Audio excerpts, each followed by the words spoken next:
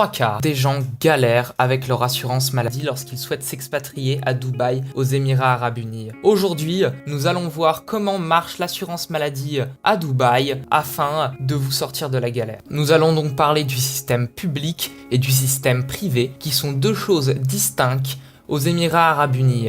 Donc, tout d'abord, le système de base de l'assurance maladie de Dubaï, le système public.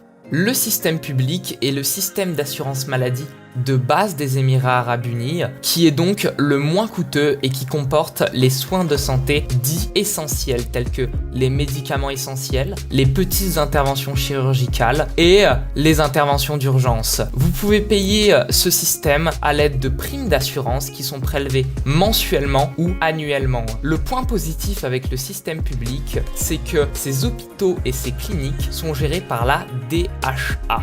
Dubai Health Authority, qui donne donc une sorte de gage de qualité à tous ces hôpitaux et à toutes ces cliniques. Les points négatifs tant qu'à eux sont que le système public peut comporter des frais supplémentaires si une opération chirurgicale complexe doit vous être faite d'urgence. Le prix de ce système public varie selon le statut, si vous êtes un expatrié ou un émirati, même si cette vidéo ne s'adresse pas aux émiratis mais aux expatriés. Le système privé, qui peut être pris à la place du système public auprès d'une assurance privée, offre une couverture personnalisée de vos frais de santé à Dubaï, comportant des hôpitaux et cliniques privés offrant des soins haut de gamme avec un service client de meilleure qualité et un suivi personnalisé. Les seuls inconvénients de ce système par rapport au système public est son prix très coûteux et l'accessibilité des cliniques et des hôpitaux privés plus complexes, car ces derniers sont plus souvent dans des quartiers très riches et donc plus difficiles d'accès. Alors, que choisir entre les deux? Le système privé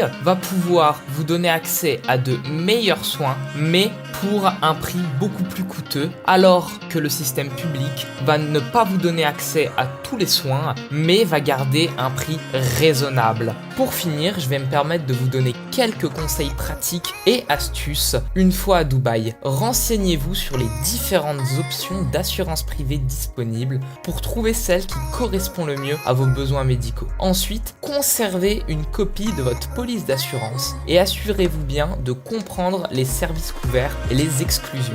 Surtout, en cas d'urgence médicale, contactez immédiatement les services d'assistance de votre assurance ou rendez-vous à l'hôpital le plus proche. Et pour finir, gardez une liste de numéros d'urgence et de contacts médicaux importants à portée de main. Donc voici un exemple de 3 assurances localisées à Dubaï que je peux vous faire. Il y a par exemple MetLife Assurance, Daman Health Assurance et, excusez-moi de la prononciation, Adamji Assurance. Pour conclure, si vous avez assez d'argent pour prendre le système privé, je vous le conseille grandement car vous pourrez vous faire soigner parmi les meilleurs médecins du monde ici à Dubaï. Néanmoins, si vous n'avez pas l'argent pour le système public, je vous conseille de prendre une assurance rapatriement. Comme cela, vous pourrez retourner dans votre pays d'origine si vous avez besoin de faire une grave opération. Merci de m'avoir écouté sur cette nouvelle chaîne YouTube. Si vous avez aimé, vous pouvez lâcher un like et vous abonner. Je referai sûrement dans l'avenir des vidéos du même style. Bonne fin de soirée.